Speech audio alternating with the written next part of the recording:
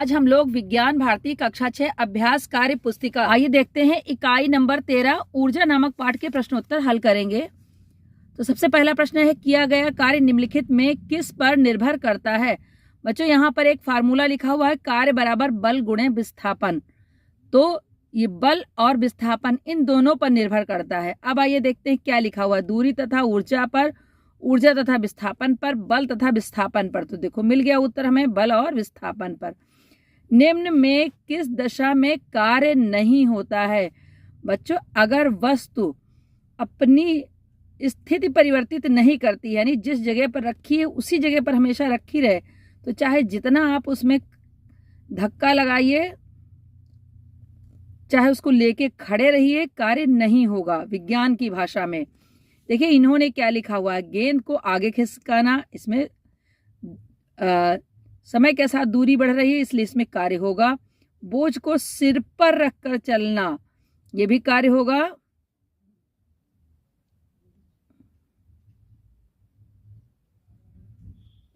धनुष से तीर चलाना, गुलेल से पत्थर फेंकना, ये होगा। बोझ को सिर पर रखना।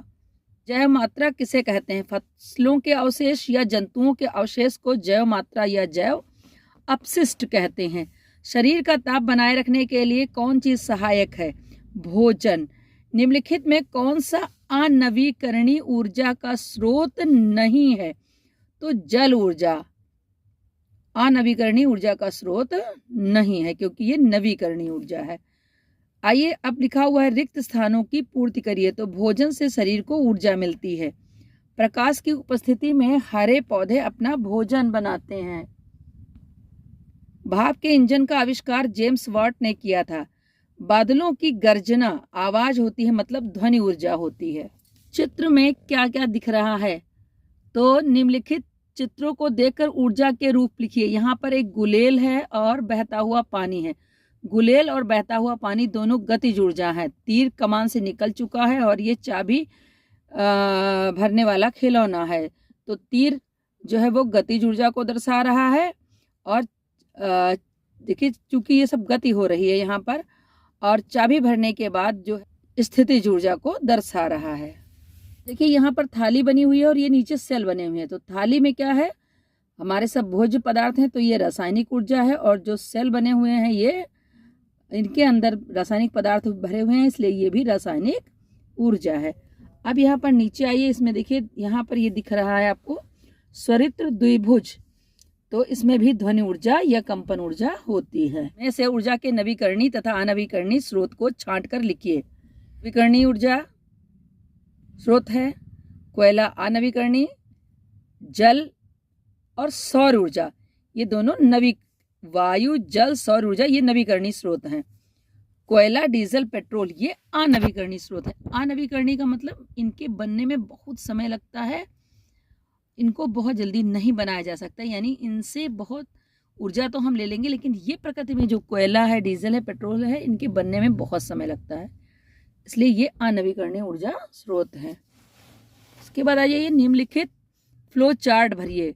तो यहाँ पर ऊर्जा के स्रोत दो प्रकार के होते हैं, लिखे हुए हैं, और दोनों के उदाहरण।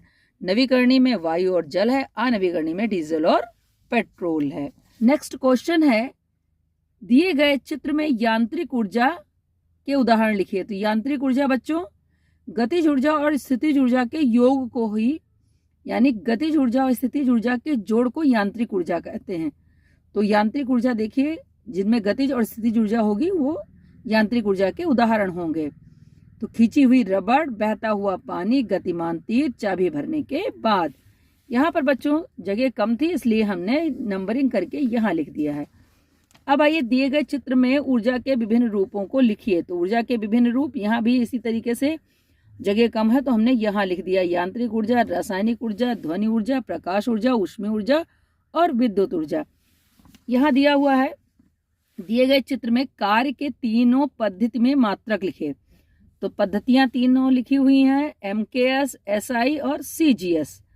तो MKS पद्धति में कार्य का मात्रक न्यूटन मीटर या किग्रा मीटर स्क्वायर बटे सेकंड स्क्वायर है, और CGS में अर्ग होता है और SI में जूल होता है।